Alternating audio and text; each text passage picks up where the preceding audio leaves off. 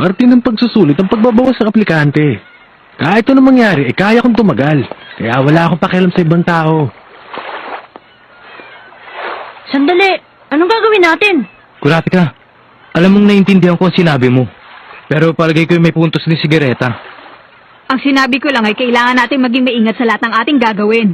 Oo, alam ko yun pero... O paano? Pupunta na rin ako sa isla. Paalam na. Sa tingin ko'y tama si Kurapika. Kaya lang hindi na siguro natin kinakailangan pang maghintay hanggang gabi. Ba't tayo hindi ulit maghiwa-hiwalay at humanap ng mga bagay na mas makakatulong sa atin sa islang ito? Mas maganda yan, kaya maghintay na lang tayo dito. Gon, balikan natin yung pinuntahan natin.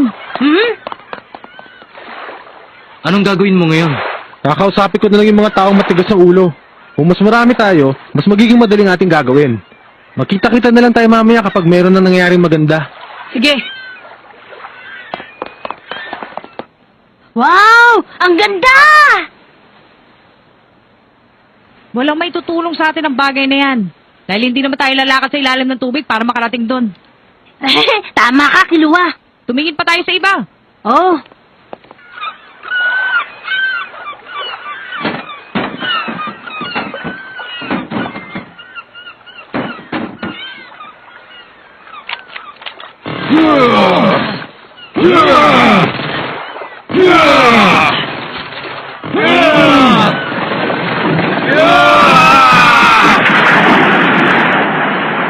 Ayos! Ay!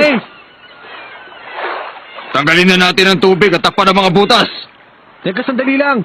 Kailangan niyong intindihin. Delikado kung magmamadali kayong umalis sa lugar na ito. Kaya mag-usap muna tayo. Huwag ka na makialam. Diyan ka na. Bayaan mo na lang kami, Galgo. Ito yata maging busulik. Kamusta na kayo dyan? Ganun pa rin. Wala na akong magagawa. Mas mabuti pa siguro kung merong darating na malakas na bagyo. Baka sakaling mag-ibang ihip ng hangin dito sa islang ito. Yun na lang ang tanging pag-asa natin para makasagap. Teka, huwag ka namang mag-isip ng ganyan. Bagyo na yata ang pinakamasamang darating sa lugar na ito. Kumusta lakad mo? Walang silbi. Ayaw niyo nang makinig sa akin. Ikaw, Wala rin ako nakita eh. ganun pala. Hindi ko talaga maintindihan. Ha? Kung anong gagawin sa pagsusulit na to? Biglang umalis na lang na walang sinabi. At ang iniwan lang sa atin ay mapa. Sirang barkong pandigma. Mga nabagbag na barko. At mga kayamanan. 36 tayong mga aplikante pinabayaan nila dito. Ano naman kaya ang gusto nila masubukan sa atin ngayon? Teka muna, bakit nga ba maraming sirang barko dito? Nakakaramdam tuloy ako ng panganib kapag nakikita ko ang mga yan. Panganib? Ha? Narinig ko na naman ang ingay. Ano? Galing sa malayo. Kiluwa, hindi mo ba naririnig? Hindi, wala talaga. Ang naririnig ko lang ay ang dagat. Pero sigurado, may naririnig ako.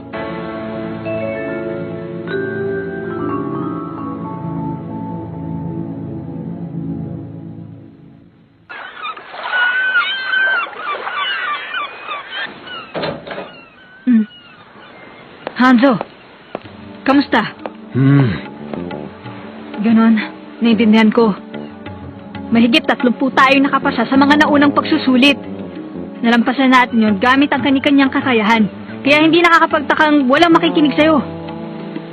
Nahirapan isipin, hindi natin sila mapipilit na makipagtulungan sa atin. Pero kung pag-iwan sa atin ng dalawang matanda isang pagsusulit, isa itong malaking pagkakamali. Kakaibang nararamdaman ko. Hindi ko maintindihan. Pareho lang tayo ng nararamdaman, Kurapika. Ang pagiging ninja ko ang nagbibigay sa akin ng babala. Pero talagang hindi ko mapaliwanag. Pero ano kayang gagawin ko? Kahit anong paliwanag ang gawin ko, hindi sila maniwala sa akin. Sigurado yan. At nagawa na natin ang lahat ng dapat nating gawin. Kapag pinilit pa natin sila, ipag-aaksaya na ito ng panahon. Ano sa palagay mo, Hanzo? Ano na ang dapat nating gawin ngayon? Kurapika, Ha? meron pang isang bagay nagpapakaba sa akin. Nararamdaman ko na ito bilang ninja. May nasasagap akong malakas na puwersa sa lugar na ito. Palapit ng palapit. Sigurado may mangyayari. Yun sigurong hinintay natin at dapat malampasan sa pagsusulit na ito. Sa palagay ko yan ang nararamdaman ng lahat ng taong natira dito, Kurapika.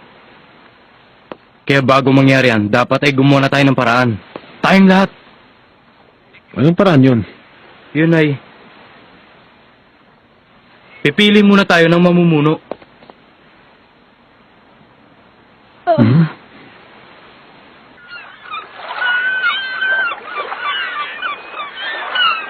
Meron ba sa inyo tumututol? Mabuti naman kung ganon. Simula sa oras ito, hanggang sa marating natin ng isla ng Zeburi, ang mamumuno ay si Hanzo at ang pangalawa naman si Kurapika. Paano, Hanzo? Ikaw nang bahala. Ayokong tratuhin niyo akong boss, pero isang bagay lang sasabihin ko sa inyo. Isa akong ninja, at ang mga ninja ay mas magaling kung meron siyang kagrupo na makakatulong sa pakikipaglaban. Sa aming bansa, ang tawag namin doon ay wa. Hindi ko kayo pipilitin, pero kailangan ko ng kooperasyon. Sana'y magtugumpay tayong lahat, at walang mapahamak. Magaling siya magsalita. Pero sa aming bansa, ang ibig sabihin ng wa ay wala makain.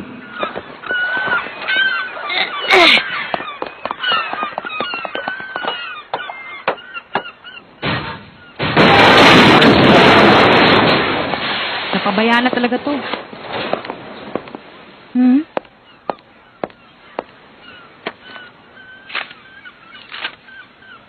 Kilua, tingnan mo to. Ang tala-arawan ng barko. Gon, ang galing mo talaga. Nakaisa ka na naman ah. Ha? Natapos din, kuya! Oo! Ito na pinaka-importante sa atin! Mananalo na tayo nito.